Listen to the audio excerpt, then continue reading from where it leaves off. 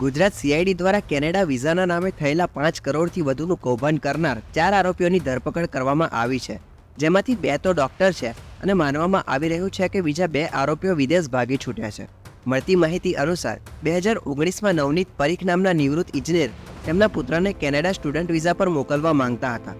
ત્યારબાદ તેમની મુલાકાત ડોક્ટર નીરવ ચૌહાણ અને પ્રફુલ્લચંદ્ર સોલંકી સાથે થઈ હતી અને તેમણે જણાવ્યું કે સ્ટુડન્ટ વિઝા જેટલા જ ખર્ચમાં બિઝનેસ સ્ટાર્ટઅપ વિઝા અપાવી આપીશું અને પરિવાર પણ સાથે જઈ શકશે.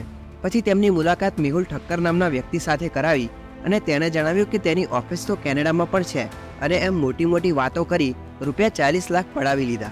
પછી કામ આપનાર તેમની ઓફિસના ધક્કા ખાતા રહ્યા પણ વિઝાનું કંઈ થયું નહીં અને આખરે મેહુલ ઠક્કર કેનેડા ભાગી જતા નવનીત પરીખે કેસ ફાઇલ કર્યો અને હાલ 4 લોકોની ધરપકડ થઈ છે અને 2 આરોપીઓ તો વિદેશ નાસી છૂટ્યા છે.